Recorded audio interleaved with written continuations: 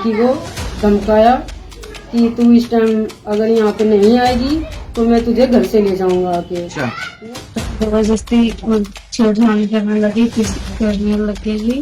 अब वीडियो बना ली। अब ये कहा जब भी बुलाऊं तब आ जियो, मैं तुम्हें वीडियो वायरल कर दूंगा। उस वीडियो में अगर मेरा बच्चा गलत होगा तो मैं गलती बोलूंगी। मैं वो नहीं हूँ कि मैं गलत हूँ तो मैं कह दूँ कि नहीं जी मैं गलत नहीं हूँ। दिनों दिन बढ़ते अपराध को देखते हुए कभी दुष्कर्म और कभी दुष्कर्म की कोशिश के मामले बढ़ते जा रहे हैं। तो मेरी गुड़िया ने डर की वजह से मुझे बताया नहीं, जब बाद में पता चला मुझे सारी बातों का तो मैंने एफआईआर दर्ज करवाई। फिर उस टाइम मेरी लड़की नाबालिग है, उसको बोलने का भी किसी चीज का कोई भी वो पता नहीं है, अच्छे बुरे का नहीं पता है। तो जब बड़ों से गलती हो जाती है तो बच्चों से भी तो हो सकती है। तरह वो डर की वजह से वहाँ पे चली गई। ये गलती तो है, अगर उसमें अकल होती तो वो मेरे से बताती ना, तो यहाँ तक की बात ही नहीं पहुँचती। अपने आप को बचाऊंगी, अपने बच्चों को बचाऊं, क्या करूँ मैं? तो जो मुझे झूठा बदनाम कर रखा है कि फंसा देती। अगर हमारे साथ गलत काम होता है तो हम कानून का सहारा नहीं ले सकते हैं क्या? अब पैसों का केस डाल दिया है क्या कि मैंने इसको पैसे दे रखे हैं। अरे पैसे दिए तो मैं अब तेरी लुगाई थोड़ा ना बन जाऊंगी। दिनों दिन बढ़ते अपराध को देखते हुए कभी दुष्कर्म और कभी दुष्कर्म की कोशिश के मामले बढ़ते जा रहे हैं और हाल ही में एक मुकदमा और ऐसा ही दर्ज हुआ है। और अभी आप लाइव स्क्रीन पर आप एक नाबालिग लड़की को आप लोग देख पा रहे हैं और मामला पानीपत के ओल्ड इंडस्ट्रियल एरिया थाने का है। जी हाँ, और अब इस लड़की के द्वारा कुछ लड़के के ऊपर आरोप लगाए गए हैं कि इस लड़की को फोन करके बुलाया गया है। क्या फोन किया गया, कब फोन किया गया, क्या कुछ पूरा मामला है वो इस लड़की से ही जानेंगे। हाँ जी गुड़िया, क्या कुछ पूरी बातचीत हुई है और क्या कुछ कहोगे? करके जी बुलाया था जी। किसने फोन करके बुलाया था? उसी लड़के ने। आपका नंबर था उसके पास? आप फोन रखते हो? हाँ जी, हमारे पास नहीं है, मम्मी के फोन था जी। वो तो आपकी मम्मी का नंबर था उनके पास?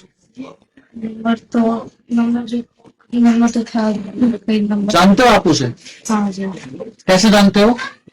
जी आता रहता था जी वो घर पे ही। पहले से? काम से ही आता था, वो टेंट हाउस है ना जो, उसके काम से ही आता था जी। क्या कहा फोन पे फिर आपको? जी धमकी देने लग गया कि आ जा, तो मैं घर पे ही आ जाऊंगा जी। तो मैं डर के हमारे छिपी की करी, तो वहाँ पर 4-5 जने भी थे और एक लड़की भी थी, तो मुझे अंदर ही खींच लिया। अच्छा, तो जबरदस्ती छेड़छाड़ करने लगी, किस करने लगेगी।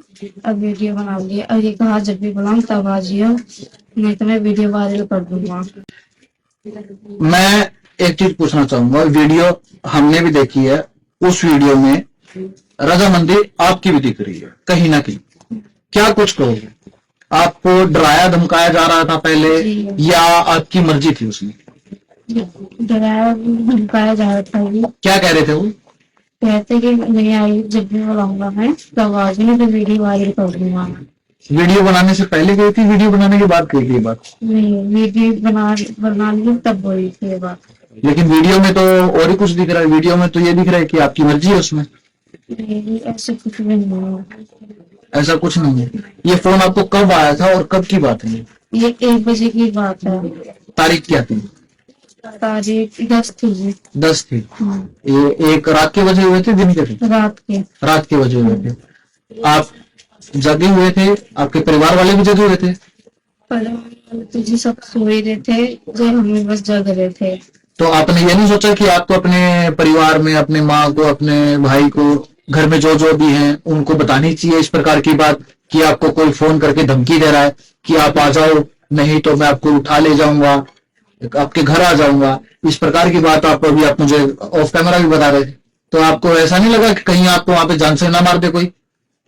जी डर लग रहा था। फिर क्यों नहीं बताया अपने परिवार वालों को? डर के मारे नहीं बताए थे जी घर पे। फिर कैसे आप वहां से निकले? वहाँ पे एक अंकल आ गए थे, एक भी गले में रहते हैं, वो आ गए थे तभी। यहाँ वहाँ पे आ गए थे तभी वहाँ से तभी हम आ गए। कैसे आए आप? कितने लोग थे वहां पे? कौन कौन थे? कितने थे? जी 3-4-5 थे जी। हाँ। लड़के थे, एक लड़की भी थी। कोई लड़की जो थी उसको आप जानते हो? कौन थी वो लड़की? लड़की को तो जी शक्ल पहचान ली है पर नाम नहीं पता। अच्छा, वैसे जानते हो आप उसे? अच्छा, फिर कैसे आप छूटे वहां से? अंकल की वजह से छूटे थे। अंकल को अंकल को कैसे पता लगा? अंकल कहाँ आपके जो जहां पर भी ये गलत काम होने की कोशिश की जा रही थी वहां है अंकल? वो सब मिले हुए थे जी। अंकल ही मिले हुए थे? सारे मिले हुए थे वहाँ पे। अंकल क्या कह रहे थे? अंकल तो जी बस नहीं बोले, मेरे को बाहर लेके गए, बोले कि जा घर से चली जाओ। अच्छा, कल इतना ही बोला। आपको फिर कैसे पता चला अंकल भी मिले हुए इनके साथ?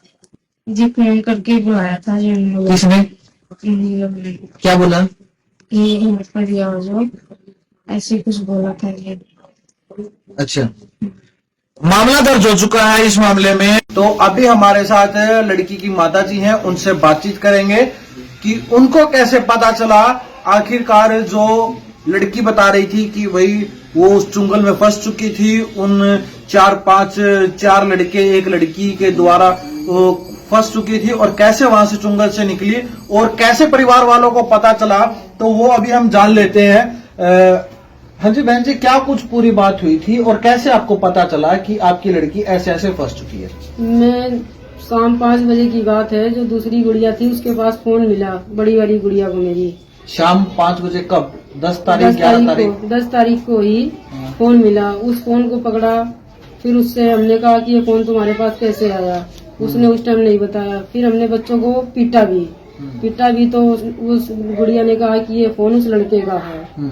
और जो उसने फोन किया है लड़के ने, तो उसने मेरे वाले नंबर पे कॉल की और मेरी लड़की को धमकाया कि तू इस टाइम अगर यहाँ पे नहीं आएगी तो मैं तुझे घर से ले जाऊंगा आके। वहाँ पे 4 लड़के मौजूदा थे और उनमें एक लड़की भी मौजूद थी जो वहाँ पे कमरे में थे। तो मेरी गुड़िया ने डर की वजह से मुझे बताया नहीं। जब बाद में पता चला मुझे सारी बातों का, तो मैंने FIR दर्ज करवाई।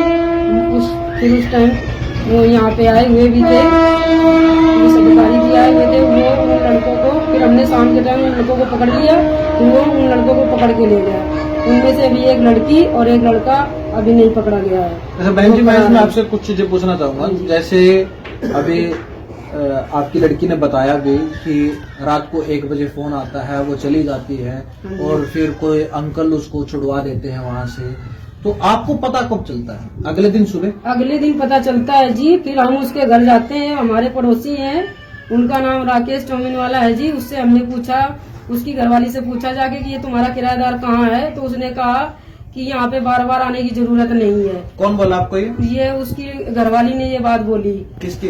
राकेश की घरवाली। हाँ जी, जो वहाँ मौके पे गुड़िया के पास पहुँचा। वो जब मुझे नहीं पता है इस बात को, तो उसको कैसे पता चला कि मेरी लड़की वहाँ पे इस टाइम जा रही है। और वो वहाँ पे जाके उसकी वीडियो बना के लड़का उसके फोन पे सेंड कर रहा है। किसके फोन पे सेंड कर रहा है? उसी राकेश के फोन पे सेंड किया उसने। तो उसका क्या मतलब होता है कि मेरी लड़की की MS बना के उसके फोन पे सेंड करना? इसका मतलब है कि ये सब मिले हुए हैं मुझे गलत साबित करने के लिए। मेरे पीछे बहुत बुरी तरीके से पड़ चुके हैं ये।